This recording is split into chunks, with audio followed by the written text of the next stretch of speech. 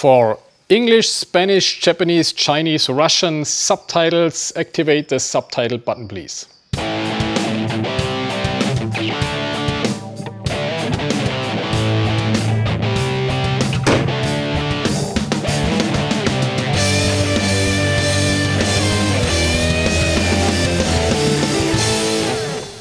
Ich bin jetzt hier in Shizuoka, Freitagnachmittag, bin jetzt hier auf der Messe eingetroffen und jetzt schauen wir uns mal zusammen an, was hier schon so vor sich geht. Hier wird morgen der Haupteingang sein. Da werde ich euch morgen mal noch zeigen, was sich hier Menschenmassen tümmeln, die da rein wollen. Da haben wir schon Wild Monster, also nicht weil er so aussieht, sondern so heißt ihm seine Firma. Zeige ich euch später auch mal noch. Ja, wie bei allen Messen, Börsen, alle fleißig hier am Aufbauen. Ich habe das Glück oder Pech, wie man will, dass mein Trupp erst morgen kommt mit meinen Tieren. Also die stehen noch im Warmen im DC Point, wo ihr gestern gesehen habt. Und morgen früh fahren die erst her von Tokio hierher und werden die Tiere mitbringen. Hier haben wir was Witziges. Hier, der verkauft wohl so Tierimitate. Wirklich zum Teil ganz gut echt, ne? Hier der Silberrücken hier, nicht schlecht. Oder auch der Schimpanse hier macht einen wirklich echten Eindruck. Aber alles Fake. Hier haben wir den Shirawa, den Veranstalter der Börse. Shirawa, say hello. Hey, hallo. Also der Shirawa managt das Ganze hier seit 10 Jahren, Veranstalter der Börse hier. How many years you do? 10 years ago? More, since 2002 starting, so now 13 years. 13, 14 Jahre. Okay, thank you. See you later. Hier wieder die Vogelecke, ne, wer die früheren Folgen kennt von der Japan Reptile Show, der kennt schon hier die Vögel. Hier werden sie auf die Stänkchen gesetzt. Also wirklich meines Wissens alle echt, auch wenn die zum Teil nicht so aussehen. Ey, der hier ist natürlich auch der Oberhammer. Ja, jetzt dreht er sich weg. Genug gefilmt. Ja, absolut wunderschöne Tiere. Wie immer mein alter Spruch. Ich enthalte mich einem Kommentar, ob man das jetzt hier braucht oder nicht. Klar, Hintergrund Falknerei. Sicherlich, also Falknerei an sich, tolles, spannendes Hobby. Jetzt hier die Vögel auf der Messe auszustellen, werden sicherlich einige stark kritisieren. Das hier sind die ganz Fleißigen, die sind schon fertig. Da steht schon alles. Ja, Säugetiere immer wieder vertreten hier, die Sugar Gliders. Die hier Arion, the next stage of reptiles life. Das muss ich euch morgen mal zeigen. Also ich glaube, die letzten Male war das einfach irgend so ein Spray, wo man die Tiere mit einsprühen konnte, damit sie sich dann irgendwie besser häuten oder so. Genau, rein Shed, also Häutung und clean reinigen. Ne? Ja, das war mein kleiner Rundblick am Aufbautag. An so einem Tag wie heute kann man auch die Größe ein wenig besser abschätzen. Ja? Vielleicht nochmal einmal rundherum. Da drüben ist der Ernährungsbereich. Klar, Asiaten, da darf die Ernährung nicht zu kurz kommen. Ist schon gut so. Hier, ne, die ganzen Tische. Da hinten wird dann die Bühne wieder aufgebaut werden, vermute ich. Wo sie dann irgendwelche Vorführungen machen. Ja, und das ist hier einmal der Blick rundum. Also von der Größe her natürlich bei weitem kein Hamm. Aber in den, was haben wir vorher gehört, 14 Jahren hat es sich doch zu einer, also für den asiatischen Raum zur größten mit Abstand größten asiatischen Börse gemausert. Diese Dingelingeling-Musik, die läuft hier den ganzen Tag. Den ganzen Tag. Das ist bei jeder Börse so. Das ist ja nämlich in Honduras, da hören sie auch so Country und so Sachen. Ne? Die sind auch so begeistert und scheinbar die Japaner auch. Also schon seit es diese Messe gibt, läuft diese Dingelingeling-Musik den ganzen Tag rauf und runter. Absoluter Hammer. Nochmal kurz reinhören.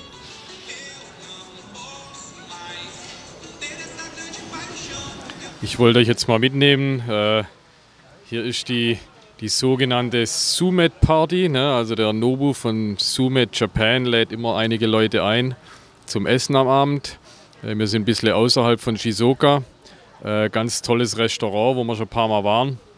Möchte ich euch mal mitnehmen und ein bisschen zeigen, wie das so vor sich geht. So, erstmal hier Schuhe ausziehen.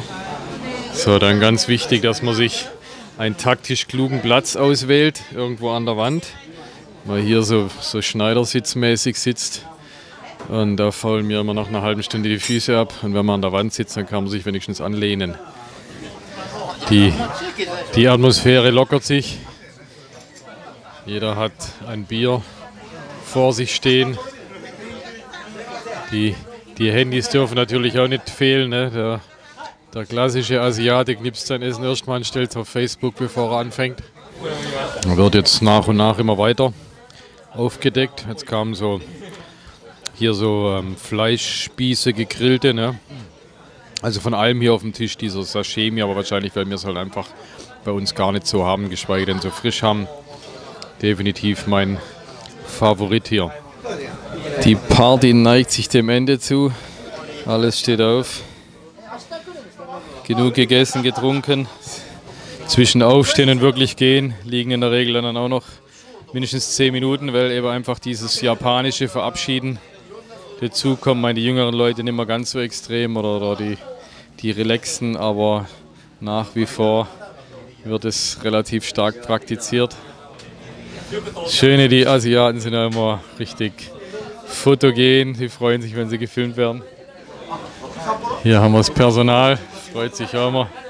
Ja, hier ist, glaube ich, einer der Köche, so viel ich weiß. Arigato. Arigato. Ja, guten Morgen. Samstagmorgen 8:30 Uhr. Um 10 Uhr macht die Messe auf. Die ersten Leute stehen schon hier vor der Türe. Und gehen wir mal rein, schauen wir mal, was drin so los ist. Also ähnlich wie in Hamm. Schon Stunden vorher stehen die Ersten da. Wollen die Ersten sein. Und warten hier aber nach japanischer Manier ganz diszipliniert in der Schlange. So, die Tore gehen auf. Ist natürlich hier nicht kostenlos der Eintritt, ist ja klar. Ne? Die haben alle hier die Bändchen an, wenn man auf die Armgelenke achtet. Die haben draußen Bändel eingekauft.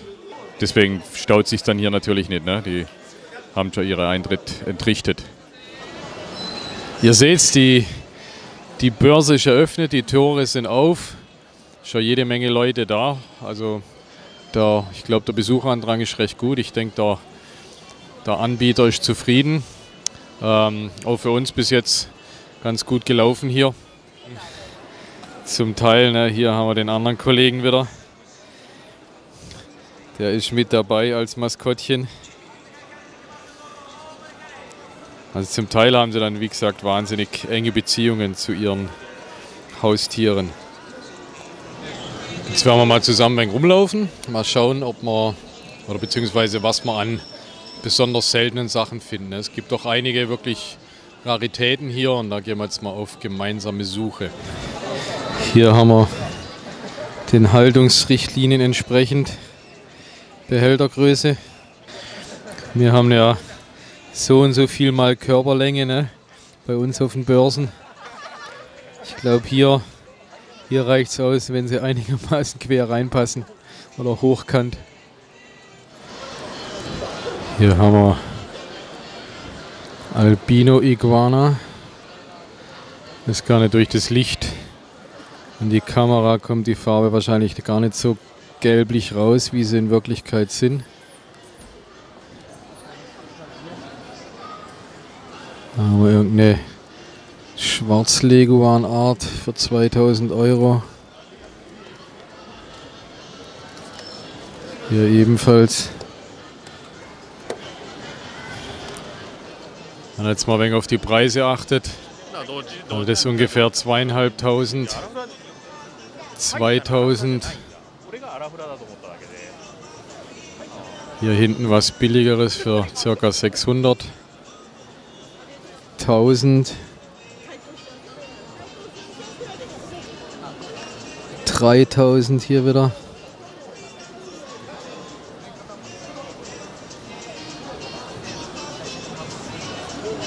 Tausender.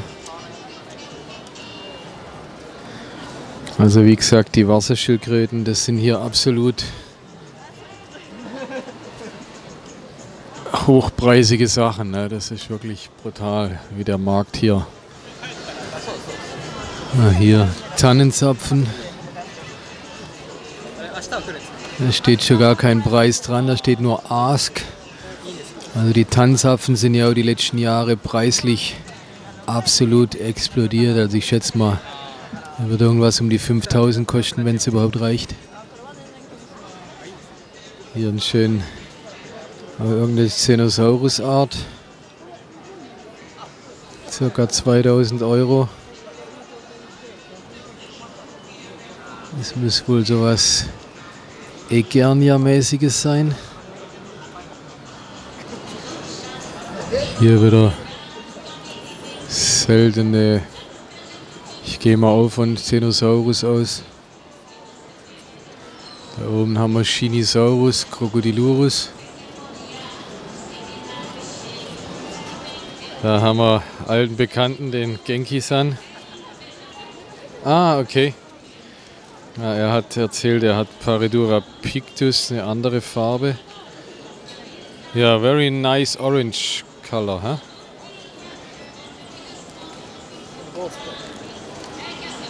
Ah, Ghost. Maybe Japanese new strain. Aha. Also auch eine neue Farbvariante von Paridura pictus. Er meint vielleicht neue japanische Sorte. Und hier haben wir wieder so eine Tannenzapfenechse. CB für Captive Born. Okay. Wie gesagt, im Moment, also Tannenzapfenechsen, die kann man sich mit Gold gerade aufwiegen lassen weltweit. Das ist wirklich enorm. Hier ist ein kleiner Knobtail. Hier jetzt mal ein bisschen was zum die Gemüter beruhigen.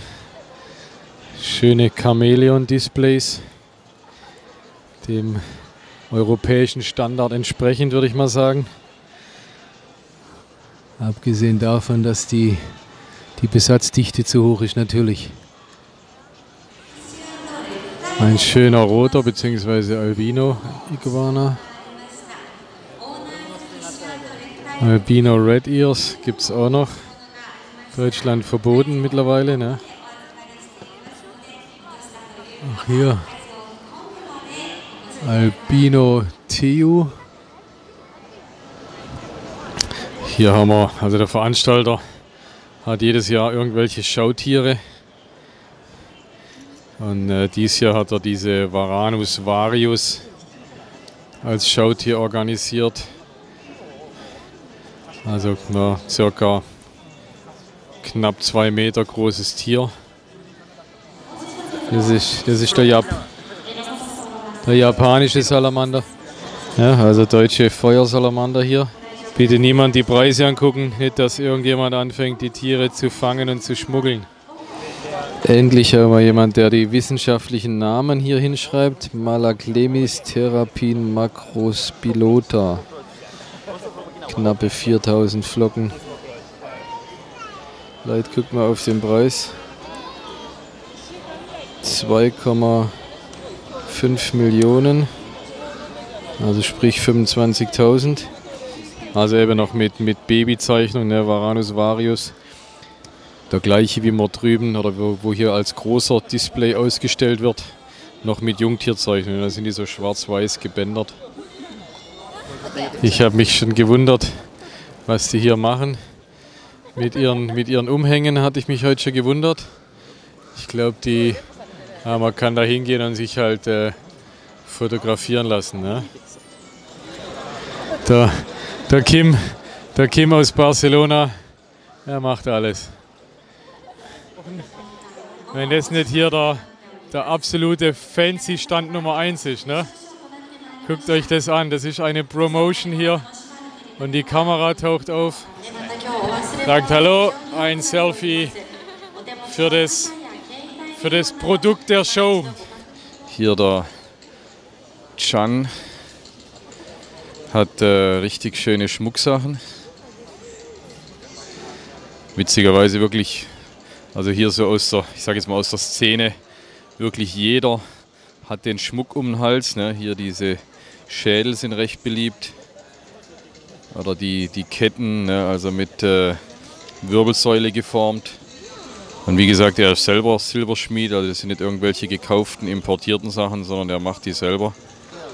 Ja, also hier seht ihr so coldice.com. Könnt ihr auch bestellen bei ihm per PayPal zahlen. Sagt er, dass er von mir kommt. Die Reise geht zu Ende. Ich bin jetzt hier Haneda International Airport, fliege jetzt nach Hause. Freue mich auch, wenn ich wieder heimkomme. War aber ein toller Trip, tolle Leute kennengelernt, toll gegessen, toll getrunken. Schöne Reptilien gesehen, wirklich super Sachen, seltene Sachen. Ich habe versucht, alles für euch einzufangen, wollte es euch zeigen, wie es hier in Japan abläuft. Natürlich kriegt man nicht alles drauf, aber zumindest, denke ich, kann man einen Eindruck bekommen. Also dann, bleibt mir treu, checkt my walls und checkt Japan, wenn ihr die Möglichkeit habt.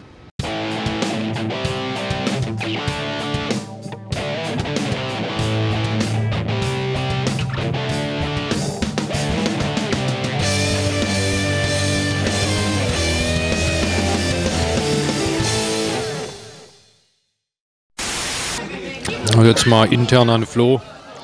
Ich hoffe, beim Schneiden läuft ja aus Wasser im Mund zusammen. Das ist echt alles voll lecker. Er spricht nur Japanisch. Sag mal was, sag mal Hallo.